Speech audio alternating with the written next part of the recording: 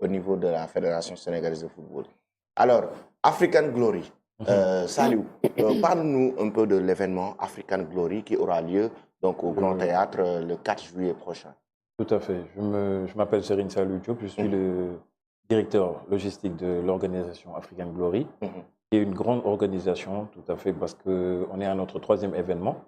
On avait organisé 2 événements en octobre 2022 et en 2023 aussi, on avait organisé un événement à Dakar Arena. C'était une grosse réussite. Donc, on s'est dit qu'il serait préférable d'organiser une 3e édition pour mettre en valeur les talents sénégalais, les talents locaux et internationaux. Donc, sur ce, on a au fait eu un partenariat avec la fédération de boxe et la fédération de kickboxing. On a fusionné, qui est une première. Et c'est ce qui nous a permis au fait de faire venir les compétiteurs internationaux pour les mettre en valeur contre nos Sénégalais locaux. Donc, sur cet événement, on aura 10 combats. Ce sera 10 combats, 5 combats de boxe et 5 combats de MMA. K1. Il y aura 3 ceintures en jeu. Ça, c'est une première au Sénégal. C'est une première sur le continent africain. Il y aura 2 ceintures Pro Waco et une ceinture WC.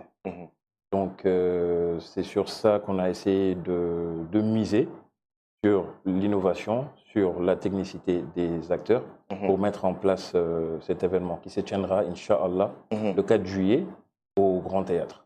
Ce sera vraiment une première au Sénégal et puis voilà. Tu l'as dit, 10 combats. Comment ça s'est fait, le choix des combats? Bon, ce qu'on a fait, c'est qu'on a essayé de recenser les meilleurs talents locaux, c'est-à-dire les plus grands compétiteurs du Sénégal, et aussi de prendre aussi les grands champions qui sont à l'extérieur, notamment au Maroc, notamment au Liban, aussi en Suisse, parce que le compétiteur de Tafsir, c'est un Suisse, c'est un grand champion. Il s'opposera à Tafsir pour la ceinture Pro Waco. Il y aura Kayla de Kille, AK-47, qui est un très grand combattant aussi, qui va combattre pour la ceinture WC. L'un des meilleurs combattants africains. C'est l'un des meilleurs combattants africains. Tous ces combats, il les gagne par KO, de par sa puissance et sa technicité. Donc, c'est ça qu'on va essayer de mettre en place, de vraiment montrer les talents locaux et de montrer, nous, le Sénégal, ce qu'on sait faire au fait, en matière de combat.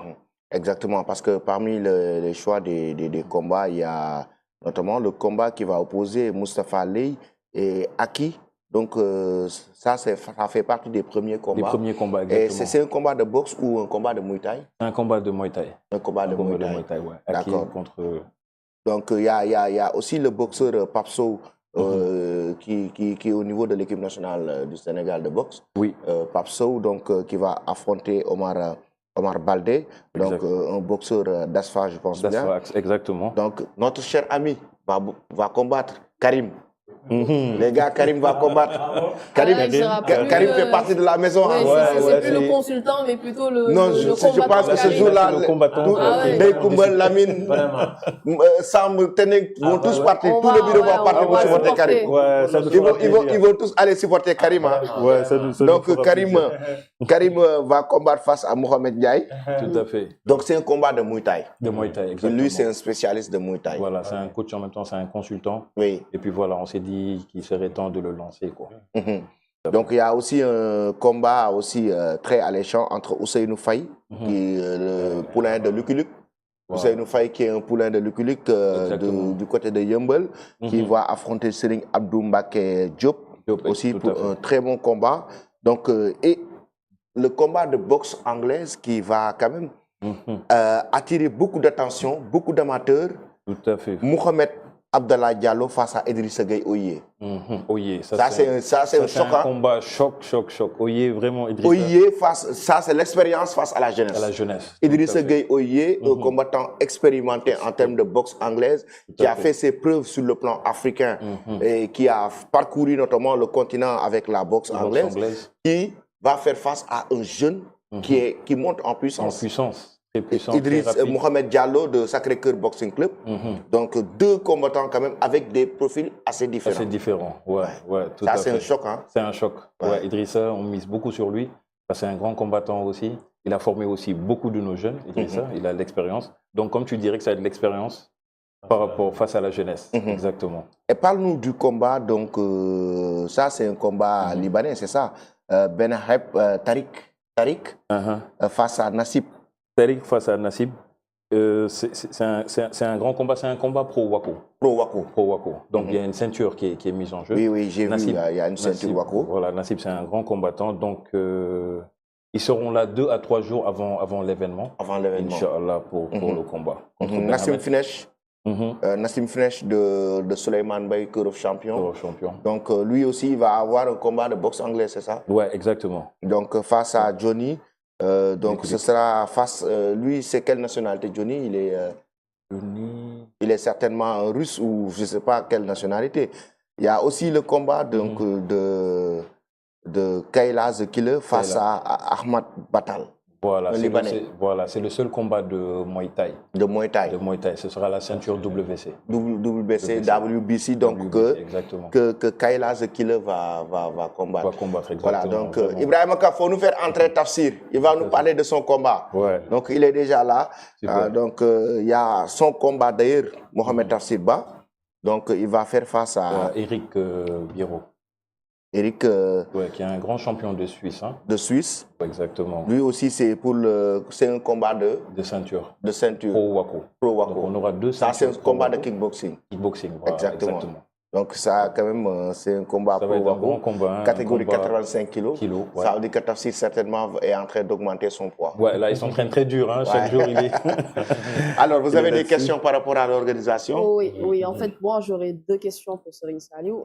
Déjà, la première, comment se passe l'organisation? Et la seconde, je vois qu'il n'y a que des hommes vous avez pris, que des combattants. Pourquoi vous n'avez pas aussi inséré les femmes? C'est la féministe qui parle. Parce qu'il y en a quand même qui combattent. Ce sont ces 2 questions. Oui, c'est vrai. Donc pour l'organisation, on a un comité exécutif qui s'occupe de recruter l'ensemble des combattants. Et les combattants sont triés au volet par rapport à leur profil, aussi par rapport à leur carrière.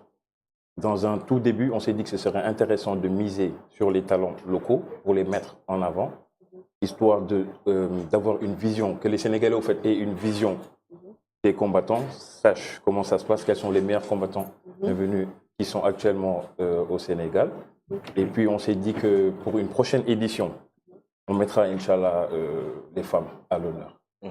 Il n'y a aucun souci, Inch'Allah. Ta préoccupation majeure. Et en termes de budget, quand même, c'est un événement quand même qui demande beaucoup de fonds, beaucoup d'argent, du moment où il y a des combattants même qui ne sont pas des Sénégalais, qui viennent de l'extérieur, qui doivent venir même au Sénégal pour préparer, à quelques jours du combat, pour notamment combattre ici même au Sénégal. Ça veut dire que ça demande beaucoup de budget. Exactement, c'est vrai. Ça demande énormément de budget. Pour te faire juste une petite estimation, le budget tourne autour de 25 millions. Ouais. Ok, parce qu'il faut déjà les ceintures, on les paye. Les ceintures, chaque ceinture, c'est 2 000 €. Avec le staff technique qui accompagne et la ceinture et qui accompagne et les combattants, on en a à peu près pour une 12aine de billets. Ok. Après, il faut que 2 à 3 jours avant l'événement, les combattants vont venir sur place, on va les accueillir à l'hôtel, les prendre en charge. Donc, c'est déjà relativement cher. Et il y a aussi tout ce qui est location de l'espace, le grand théâtre, tout ce qui est les taxes, tout ça et tout. Donc, c'est ça qui fait que le budget est assez... Exactement. Est assez... Exactement. Mohamed Tafsir Ba.